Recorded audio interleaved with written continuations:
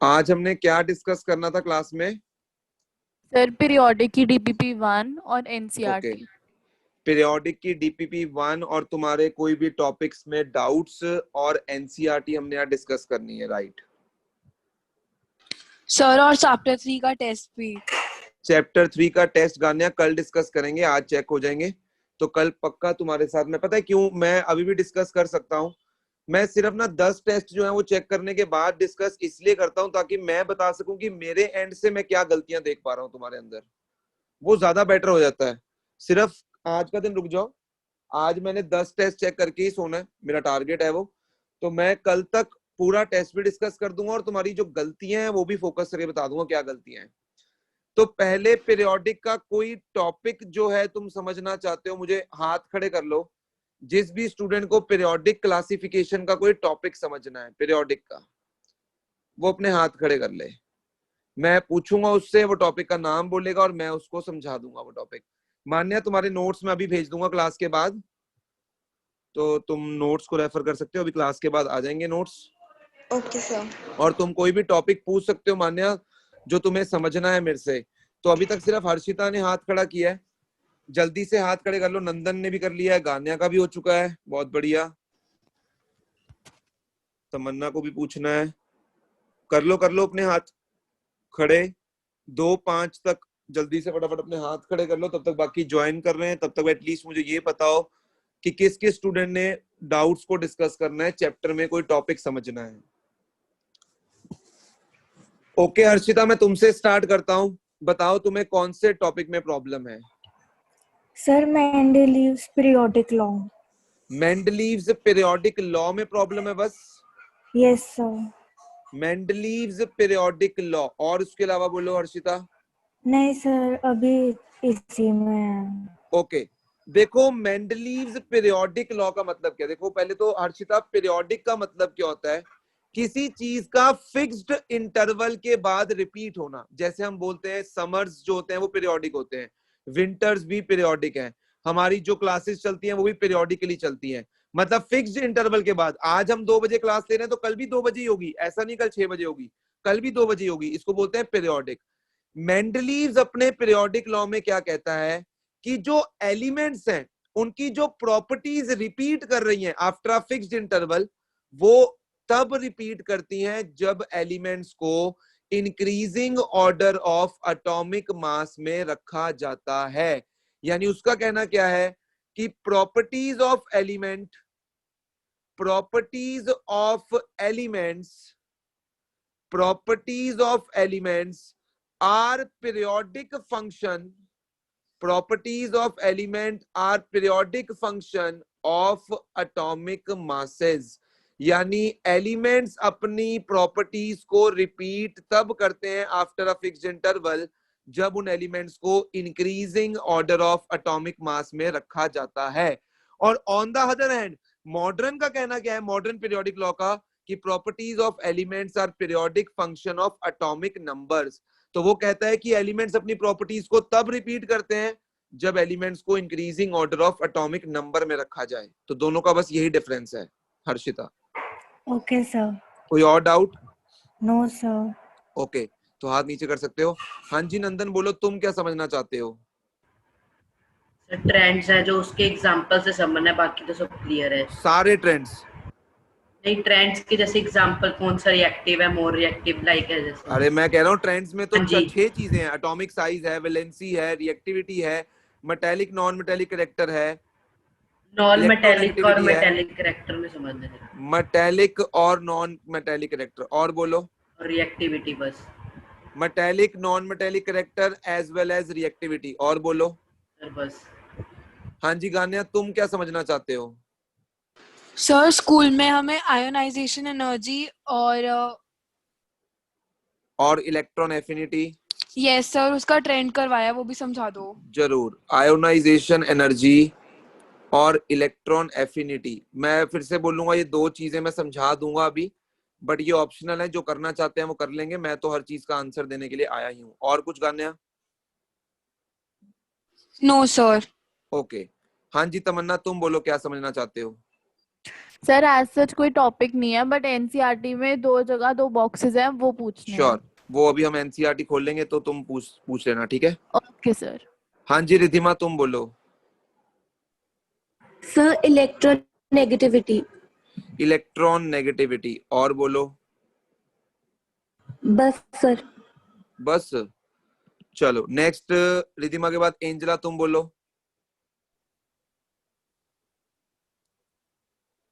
हाँ जी एंजला बोलो, कहाँ पे तुम्हें डाउट है, कौन सा टॉपिक समझना है।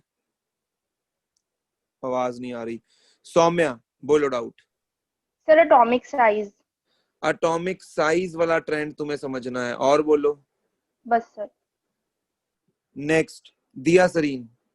सर मेरे को ना एक डाउट था कि आपने जो एनसीईआरटी का एक क्वेश्चन है उसमें मैंने नोट्स में पढ़ा, आपने लिखा था कि अगर हमने के की जो पोजीशन बताई है जैसे वो शायद 1 ने लिखी थी, तो सर वो 1 ने कैसे आई, मेरे को वो समझ बता नहीं दूंगा, आया। वो ठीक है, और कुछ। और सर एक ना मेरे को मॉड्यूल में ना 4 या 5 पेज था, उसमें ना लिखा हुआ है कि atomic weight equal to equivalent weight into वो छोड़ वैलेंसी दो, ऐसे। वो कुछ नहीं है, वो तुम्हारे रिलेटेड नहीं है, वो चीज तुम्हारे कंसेप्ट में नहीं है अभी।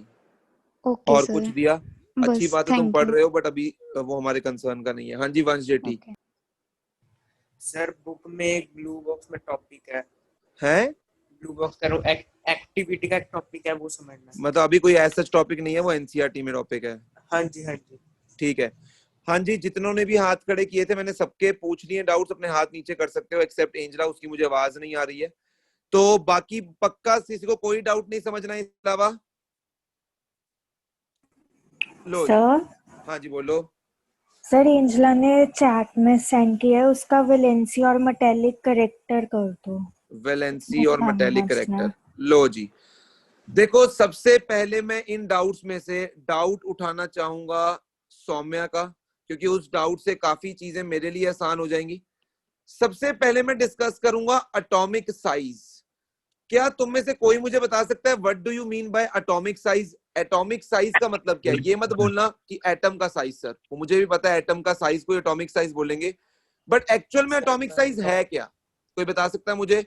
हाँ जी केशव। न्यूक्लियस और आउटर मोस्ट इलेक्ट्रॉन का बिल्कुल सही बोल डिस्टेंस। रहे हो, अगर मुझे पता है ये न्यूक्लियस है, ठीक है, किसी भी एलिमेंट में न्यूक्लियस और उसके सबसे बाहर वाली शेल, अगर मान लो उसमें 2 शेल्स हैं तो मैं कहूंगा ये डिस्टेंस होगा वो न्यूक्लियस, सेंटर ऑफ न्यूक्लियस और आउटर मोस्ट शेल का। अगर उस एलिमेंट में 3 शेल्स हैं तो मैं कहूंगा न्यूक्लियस का सेंटर और आउटर मोस्ट शेल के बीच में डिस्टेंस ये होगा। ये जो डिस्टेंस होता है इसी डिस्टेंस को हम बोलते हैं एटॉमिक साइज। पहले बताओ इतनी चीज क्लियर आ रही है? It is the distance between the centre of the nucleus and outer most shell. पहले बताओ इतनी चीज समझ आ रही है सबको?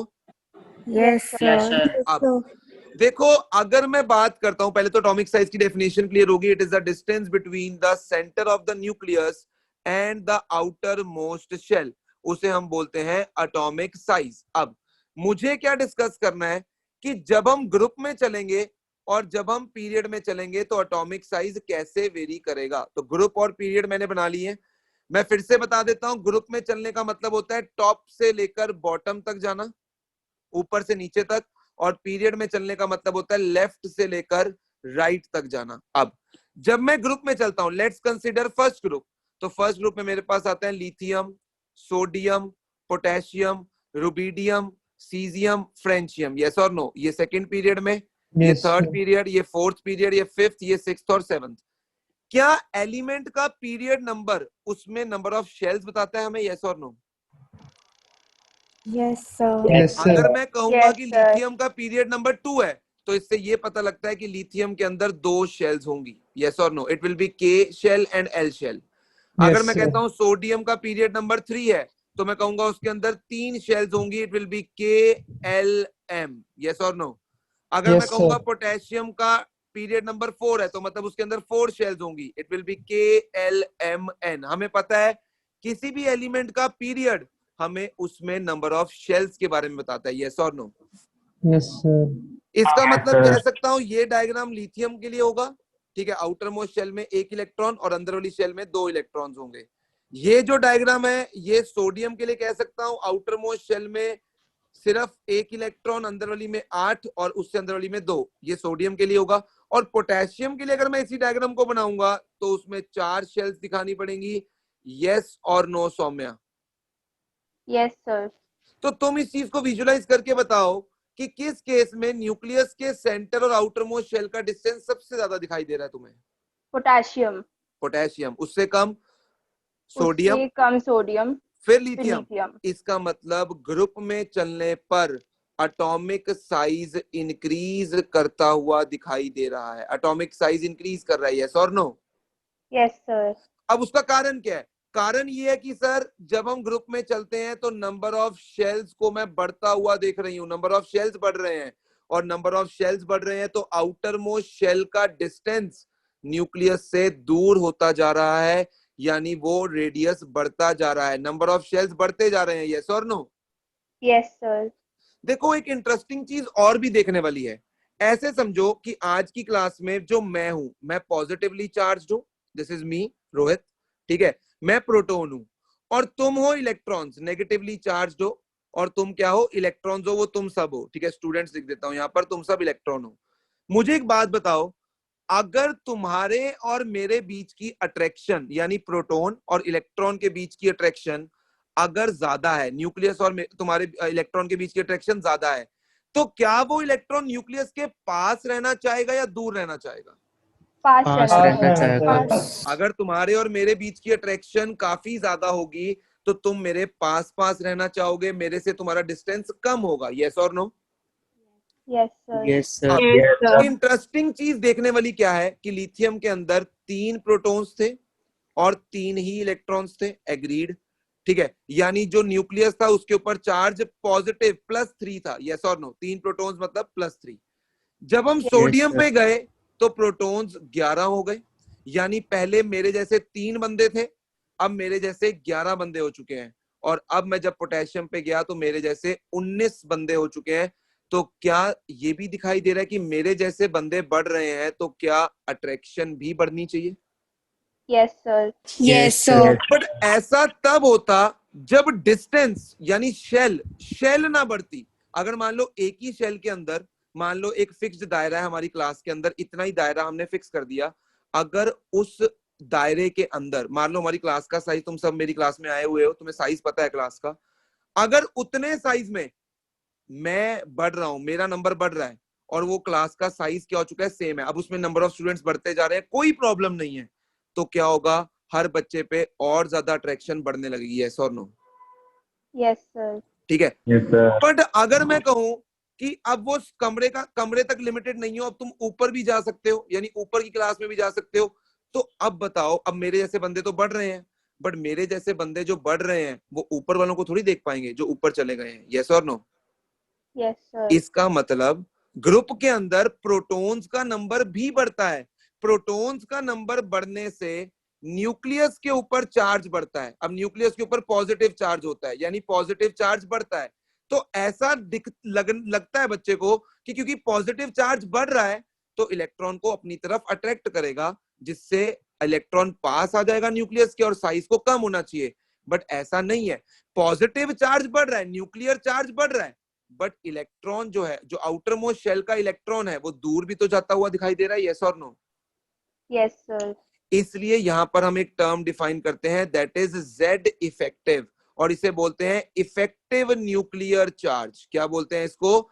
Effective nuclear charge. अब इफेक्टिव न्यूक्लियर चार्ज का मतलब क्या है कि यहां पर जो सोडियम के अंदर 11 प्रोटॉन्स हैं, वो 11 के 11 इलेक्ट्रॉन्स को अपनी तरफ नहीं खींच पाएंगे। ये बाहर वाले इलेक्ट्रॉन्स को, ये बाहर वाला जो इलेक्ट्रॉन है उसको अपनी तरफ नहीं खींच पाएंगे ये 11 के 11 प्रोटॉन्स, क्योंकि जो अंदर इलेक्ट्रॉन्स प्रेजेंट हैं, कुछ ना कुछ अट्रैक्शन तो उन पर भी होगी, यस और नो?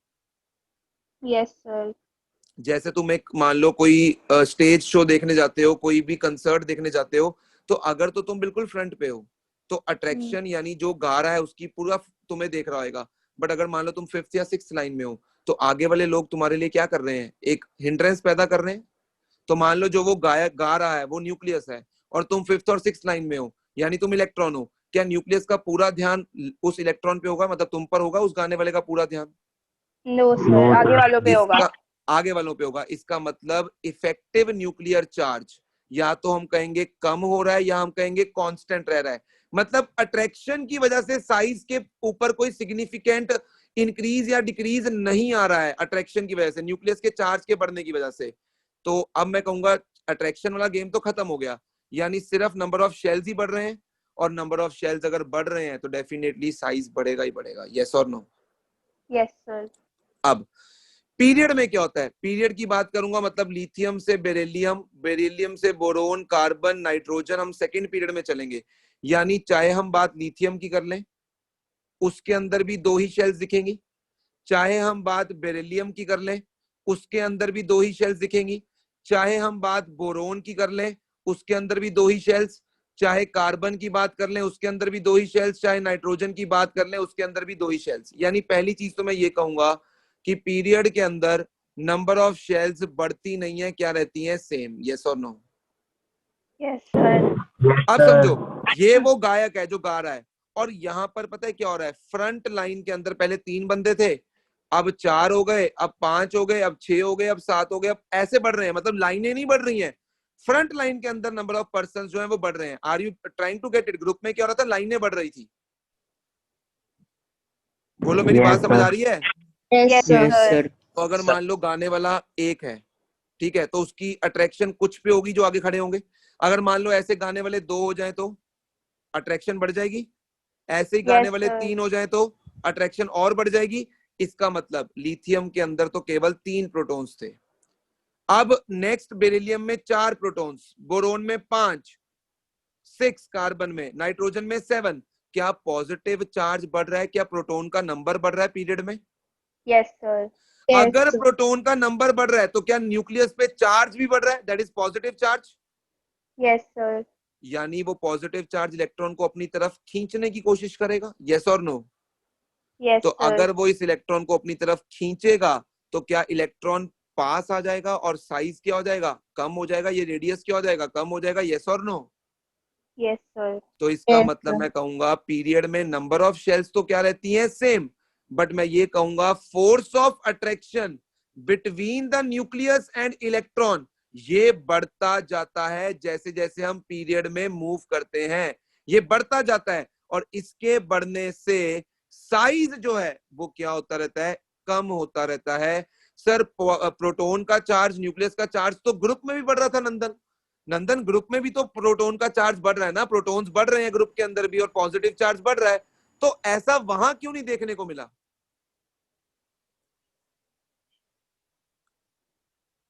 हाँ जी भूमि, ऐसा वहां क्यों नहीं देखने को मिला? वहां पर भी तो प्रोटॉन्स का नंबर बढ़ रहा है, न्यूक्लियस के ऊपर चार्ज बढ़ रहा है, तो वहां क्यों नहीं ऐसी चीज देखने को मिली जो पीरियड में देखने को मिल रही है? क्योंकि वहां पर लाइनें भी तो बढ़ रही हैं, शेल्स बढ़ रहे हैं। शेल्स बढ़ रही हैं। वहां पर तुम एक ही शेल में नहीं हो, अब इस शेल में आ गए हो, अगले इलेक्ट्रॉन इस शेल में आ गए हैं।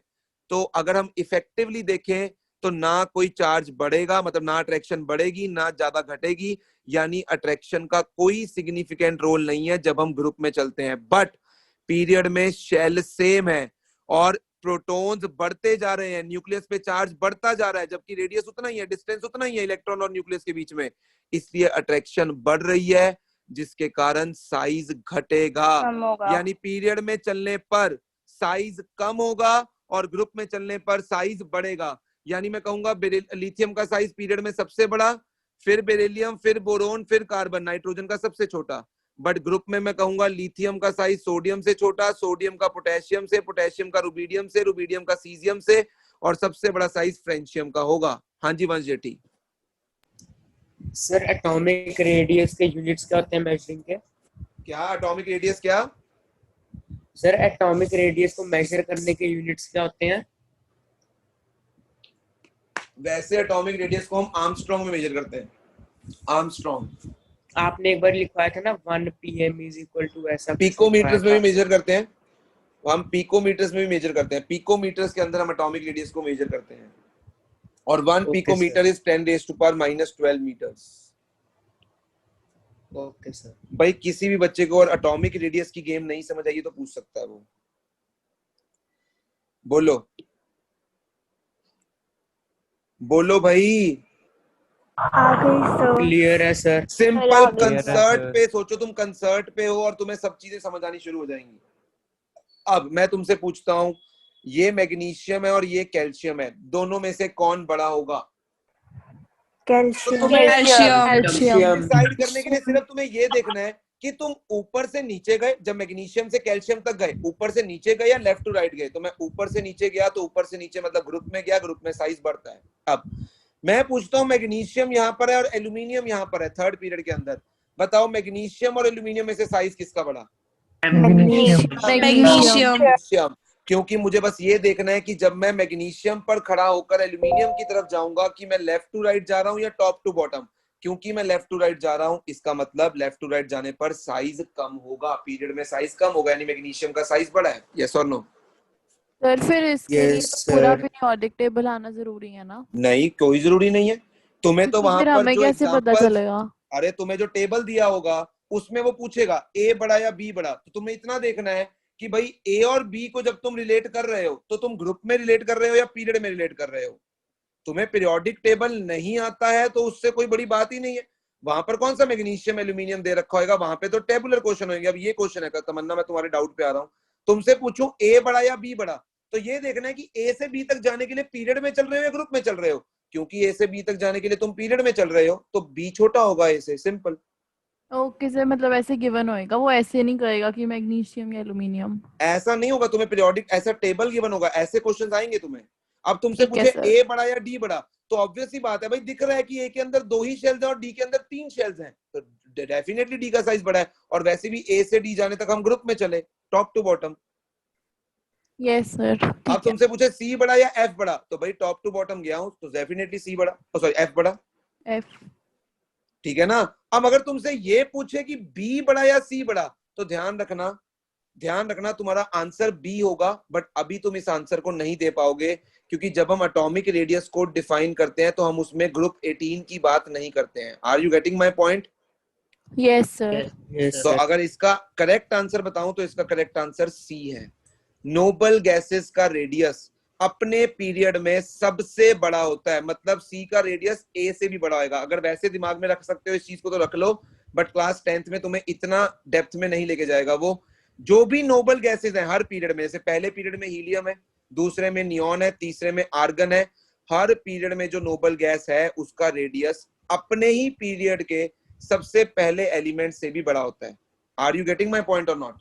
Yes sir. Yes, sir. वो Yes, क्यों बड़ा sir. होता है उसको मैं अभी नहीं समझा पाऊंगा, उसके लिए वेन डर वाल्स रेडियस का कंसेप्ट पता होना चाहिए, जो कि तुम्हें अभी नहीं पता है। क्लियर है? Yes sir.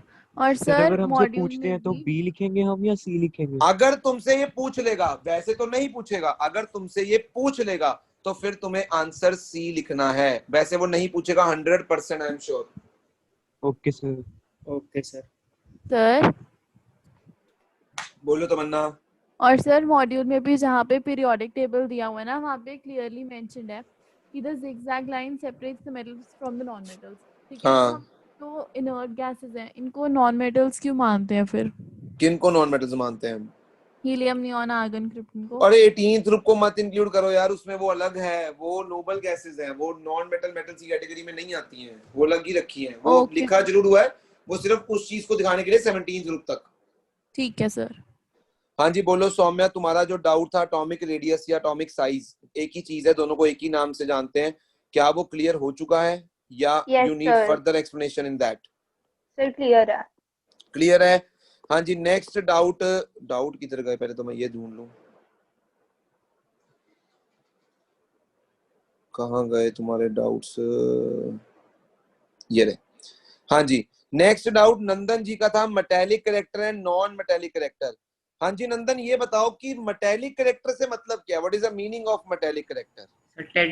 Tendency to lose the electron. इसका मतलब जो जल्दी लूज करेंगे नंदन वो ज्यादा मेटेलिक होंगे, और जो नहीं जल्दी लूज करेंगे वो कम मेटेलिक होंगे। ठीक है? अब नंदन मैं तेरे से पूछना चाहता हूं, इलेक्ट्रॉन लूज करना ग्रुप में ज्यादा आसान है या पीरियड में ज्यादा आसान है? ग्रुप में। क्यों ग्रुप में, क्यों? सर क्योंकि वहां पे एटॉमिक साइज बढ़ता है, जिससे कि फोर्स ऑफ अट्रैक्शन न्यूक्लियस और जिससे कि न्यूक्लियस इलेक्ट्रॉन से दूर हो जाता है, जिससे अट्रैक्शन न्यूक्लियस की इलेक्ट्रॉन से कम हो जाती है। यस और नो?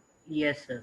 इसका मतलब ग्रुप में इलेक्ट्रॉन को लूज करना इजी है। तो जब मैं ग्रुप में चलूंगा नंदन, तो क्या कहूंगा, मेटेलिक करेक्टर बढ़ेगा। Yes sir. यानी सोडियम और पोटेशियम में से किसका ज्यादा होगा मेटेलिक करेक्टर? पोटेशियम।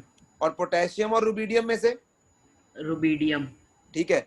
अब नॉन मेटेलिक करेक्टर उल्टा है, यानी इलेक्ट्रॉन को गेन करना, कौन जल्दी गेन करेगा, कौन जल्दी लेगा, वो बढ़िया नॉन मेटेलिक करेक्टर होगा। अब खुद सोच, जिसका साइज छोटा होगा, क्या बाहर से एक इलेक्ट्रॉन को लेना है, जिसका साइज छोटा। अब तू मेरे को एक बात बता, एक स्टूडेंट को गेन करना है, एडमिशन करवानी है एकेडमी के ऊपर, कहां पर वो स्टूडेंट को गेन करना आसान होगा, जहां पे छोटा बैच है या यहाँ पर बड़ा बैच है? छोटा बैच। छोटा बैच है, क्योंकि टीचर के पास 10 स्टूडेंट है, वो तो जान लगा देगा उसको लेने में। अब जिसके पास 100 बच्चा है, वो कहेगा ठीक है आना है, नहीं आना ना, यस और नो? Yes sir. तो इसका मतलब जितना साइज छोटा होगा, उतना न्यूक्लियस और इस बाहर वाले इलेक्ट्रॉन की अट्रैक्शन ज्यादा होगी और जल्दी से ले लेगा। Yes sir. और साइज छोटा कहां पर होता है? पीरियड के अंदर। Yes sir. इसका मतलब पीरियड के अंदर नॉन मेटेलिक करेक्टर बढ़ेगा और ग्रुप में नॉन मेटेलिक करेक्टर कम होगा। यानी फ्लोरीन और क्लोरीन में से ज्यादा नॉन मेटेलिक कौन है नंदन? फ्लोरीन होगा। जिसका साइज छोटा होगा वो इलेक्ट्रॉन को जल्दी लेगा, तो fluorine will be more electronegative as compared to chlorine. Clear है नंदन? Yes sir. और यही मतलब रिएक्टिविटी का है। जब तेरे को क्वेश्चन रिएक्टिविटी का आए ना, तो तुझे ये देखना पड़ेगा कि वो मेटल की बात कर रहा है या नॉन मेटल की बात कर रहा है, क्योंकि रिएक्टिविटी का मतलब मेटल्स के लिए होता है इलेक्ट्रॉन को छोड़ना, कि कौन जल्दी छोड़ेगा वो ज्यादा रिएक्टिव, और नॉन मेटल्स के लिए रिएक्टिविटी का मतलब होता है इलेक्ट्रॉन को लेना, जो जल्दी लेगा वो ज्यादा रिएक्टिव होगा। यानी अगर मैं फ्लोरीन क्लोरीन में से पूछूं तो फ्लोरीन मोर रिएक्टिव है, ठीक है ना, क्योंकि मुझे पता है कि जल्दी फ्लोरीन लेगा। यस और no Nandan? Yes sir. But अगर यही सवाल मैं सोडियम और पोटेशियम में से पूछूं तो पोटेशियम मोर रिएक्टिव है, बिकॉज वहां पर रिएक्टिविटी का मतलब इलेक्ट्रॉन लेना नहीं छोड़ना है, और पोटेशियम जल्दी छोड़ेगा। यस और नो? Yes sir. क्लियर हो गया तेरा डाउट? Yes sir. देख ले, क्लियर है सर। मन में कोई डाउट नहीं रहना चाहिए, कोई संकोच नहीं रहना चाहिए मन में। मैं कितने हैवी वर्ड्स यूज कर रहा हूँ ना हिंदी के, वैसे संकोच। भाई देख लो, किसी को कोई डाउट तो नहीं है अभी भी? No sir. एटलीस्ट मैं तुम्हारे बैच से तो पार्टिसिपेशन की एक्सपेक्टेशन रख सकता हूँ कि तुमसे भी छोड़ दूं कि नहीं करना पार्टिसिपेट। भाई इन्होंने भी करना सर। चलो, तो अब हमारे पास सिर्फ 3 चीजें एक्सप्लेन करनी बचती हैं, और ये तीनों में से सिर्फ थर्ड वाली हमारे सिलेबस में है, बाकी 2 नहीं है, बट फिर भी समझाना चाहूंगा। गान्या तुम अपना माइक अनम्यूट रखो, बिकॉज तुमने डाउट पूछा है तो तुम पर पूरा फोकस रहेगा। आयोनाइजेशन एनर्जी क्या है?